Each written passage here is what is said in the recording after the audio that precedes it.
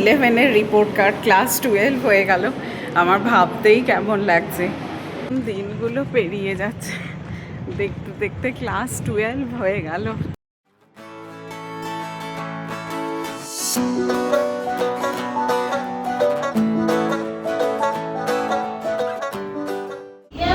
আমি আর সৌমি দুজনেই বেরোলাম আজকে। আমি যাচ্ছি ডিউটি আর সৌমি যাচ্ছে সোহমের স্কুলেতে। ও অ্যাকচুয়ালি 12-এর যেটা অ্যাডমিশন হয় না, অ্যাডমিশন যে প্রসিজার আছে প্রসিজারটা কমপ্লিট করতে সৌমিই যাচ্ছে। আমার হবে না, কারণ আমি যেতাম ওর সঙ্গে, কিন্তু যেহেতু আমার ডিউটি আছে অন স্যাটারডে, আমার যাওয়াটা চলবে না আজকে। তো মনটা আমারও খারাপ লাগছে। আমি টাইমটা অর্ডার দিচ্ছি, আমার মনটা খারাপ লাগছে যে সৌমির সঙ্গে প্রত্যেকবারই যায়। ছেলের যে কোনো স্কুলের কাজ থাকলে না আমরা দুজনেই একসঙ্গে বেরোই। ঠিক আছে, চলো চলো সৌমি, দেখা হবে আবার। হ্যাঁ চলো চলো। আমি বেরোলাম সোহমের রেজাল্টটা কালেক্ট করতে আর ওর ওই ফিজটা ডিপোজিট করতে। আগের দিন অনেক এসেছিল, তো ওই দিন আমরা প্র্যাকটিক্যালের সমস্ত মার্কস ওগুলো সব দেখলাম। আজকে এমন টাইমটা অড রেখেছি 12:30, যার জন্য ওকে তো ডিউটি যেতে হলো, আমি একাই যাচ্ছি। চলো স্কুলে পৌঁছোই, রেজাল্টটা নেই। 12-এ ওদের এবার আমি আর কি, ওদের প্র্যাকটিক্যাল ক্লাসগুলো স্টার্ট হবে, তো কোর্স করছে আর কি যে অন্তত উইকলি একদিন স্কুলে আর কি পাঠাতে। কিন্তু যেহেতু আর কি ওর ক্লাস অ্যাবসেন্ট হয়, তো ওয়েডনেসডে ছাড়া না পাঠানো পসিবল হবে না, তাহলে ওর টিউশনটা মিস হবে। দেখা যাক কি হয় না হয়।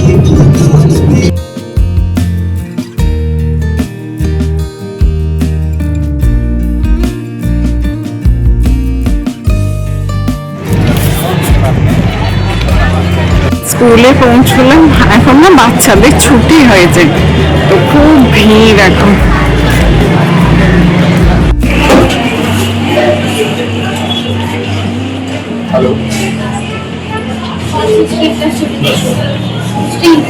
আমি রিসেপশনে ওয়েট করছি, তো নন মেডিকেল স্টুডেন্টদের 1 by 1 ওরা রিপোর্ট কার্ডটা দিচ্ছে। তো ওরা বললো 5 minutes ওয়েট করতে, তারপর যাচ্ছে। রিপোর্ট কার্ড তো পেয়ে গেলাম, আমি রিপোর্ট কার্ড নিয়ে ওয়েট করছি।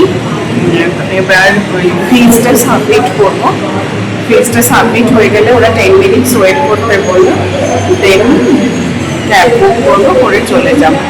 এই ভাবছি ছেলেটাকে কিছুদিন আগে স্কুলে ভর্তি করলাম, যখন কলকাতা থেকে ফিফথ কমপ্লিট করার পরে আমরা এত টেনশন হচ্ছিল যে কি করে কি হবে। টুনে অ্যাডমিশন টেস্ট হলো, পেয়ে গেল। আমার 11-এ স্ট্রিম চেঞ্জ করলো, যেহেতু দামি নিল সেই জন্য দূর দেবে না বলে ওকে ব্যাপটাইজডে করলাম। আবার ক্লাস 12 হয়ে গেল। আমার হাতে ননর ক্লাস 12-এর রিপোর্ট কার্ড, সরি 11-এর রিপোর্ট কার্ড, ক্লাস 12 হয়ে গেল। আমার ভাবতেই কেমন লাগছে। এই মনে হচ্ছে কিছুদিন আগে ন্যাশনাল জেমসে ভর্তি হয়েছিল, আবার দেখো ক্লাস 12 হয়ে গেল। এই বছরটাই শেষ। স্কুল লাইফ না কিন্তু মানে জীবনে ফেরে না, তাই না? আমি রেজাল্টটা কালেক্ট করে জাস্ট বেরোচ্ছি স্কুল থেকে, ক্যাব এসে গেছে। আজকে তো অনেই নেই, তাই আমাকে ক্যাবে করেই আসতে হলো। বেরিয়ে যাচ্ছি, কেমন দিনগুলো পেরিয়ে যাচ্ছে, দেখতে দেখতে ক্লাস 12 হয়ে গেল। ব্যাস আর একটা বছর, তারপরে স্কুলের গন্ডি পেরিয়ে কলেজে। তোমরা প্রে করো, আশীর্বাদ করো যেন ও একটা ভালো জায়গায় চান্স পায়। আমরা তো মানে মা বাবা হিসেবে ওটাই ঠাকুরের কাছে প্রে করতে পারি না, যে যেন সুস্থ থাকে আর ভালোভাবে এগিয়ে যায় নিজের জীবনে। ক্যাব এসে গেছে, আমি বসে গেছি। আজকে সোহম এখন বাড়িতে আছে, ওকে আজকে পাঠাবো না। চলো বাড়ি যাই। সিগনালে স্কুল বাসের কচি কাচাগুলোকে দেখে ভাবছি ননকে না আপার নার্সারিতে ক্যাবে আর কি, ফ্ল্যাট থেকে স্কুল ক্যাবে যেত, তো আমরা মায়েরাও সঙ্গে যেতাম আর পুরো ওয়েট করতাম ছুটি অবধি, একদম নিয়ে বাড়ি ফিরতাম। কেমন দিন।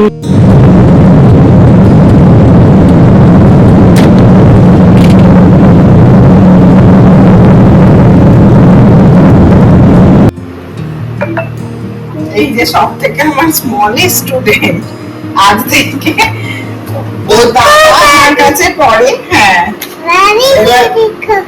ও মা বলছে যে ভাবি ওকেও একটু দেখিয়ে দাও, তো ওদের দুজনকে একসাথে আমি ডাকি না, কেন কি এত দুজনে আর কি ডিস্ট্রাক্ট করবে না। এই যে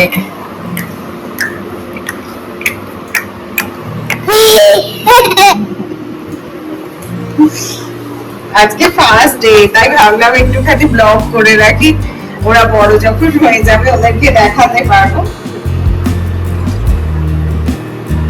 আমি আগে নেক্সট কারো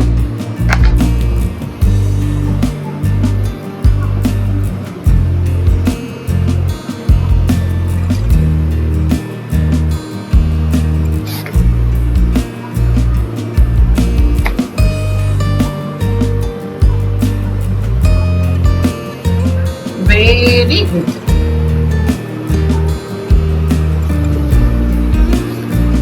ভেরি গুড। খিদে পেয়ে গেছে, ছোট্ট বাচ্চা তো।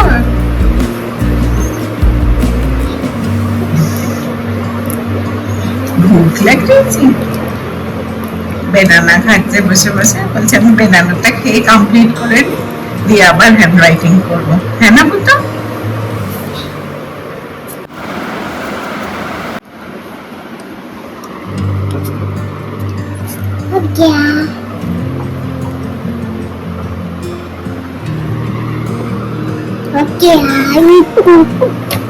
আফটারনুন, আজকে আর সকাল থেকে ব্লগ করা হয়নি, এখনই জাস্ট আর কি বেরুলাম। অনেক আগের উইকে তো মানে চেক আপটা পেন্ডিং ছিল, তো আজকে ওর উইকলি অফ, তাই ডক্টরের কাছে গেলাম। আগের দিন তো পয়লা বৈশাখ ছিল, একটু মন্দিরে গেছিলাম, ঘুমিয়ে পড়েছিলাম বলে একটু যেতে দেরি হয়েছিল। তো মন্দিরে যখন ঢুকলাম তখন আরতি স্টার্ট হয়েছিল, বেরোতে 7টা বেজে গেছে। তো আমরা কল করেছিলাম, কিন্তু ডাক্তারবাবু ওই দিন একটু আর্লি বেরিয়ে গেছিলেন, তাই আজকে আমরা একদম 5টাতেই স্টার্ট করেছি, 5:30-র মধ্যে পৌঁছে যাব। এমনি রুটিন চেক আপ, উনি লিপিড প্রোফাইলটাও করেছিল, ওটা একবার রিপোর্টটা দেখানোর আছে। আর একটা নর্মাল মানে 1.5 মান্থ হলো তো মেডিসিনসগুলো কন্টিনিউ করছে, যদি কোনো কিছু আর কি মানে আর কি কম করে বা কিছু করে দেখা যায়। তো জাস্ট বেরোলাম, চলো ঘুরে আসি কি বলে ডাক্তারবাবু, দেখি। আর যা এখানে মোহালিতে 3-4 দিন ধরে রোদ উঠছে, ভীষণ গরম, মানে একদম বৃষ্টি পড়ে না, একদম ওয়েদারটা পুরো চেঞ্জ হয়ে গেছে, ভীষণ রোদ। চলো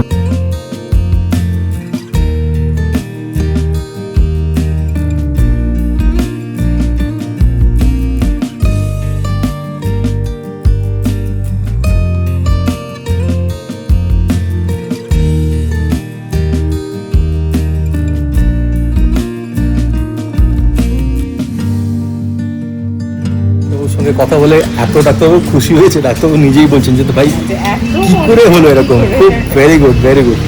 বলছি তোমার সব কিছুই কন্ট্রোল হয়ে গেছে, এবার তুমি খালি কয়েকটা ওষুধ খেতে হবে, যেহেতু আমার কিছু যেমন তোমার প্রেশার টেশার যেমন হয় ওটা কন্টিনিউ করো, বাকি সব কন্ট্রোলে আছে। হি ইজ ভেরি হ্যাপি, খুব খুশি হয়েছে।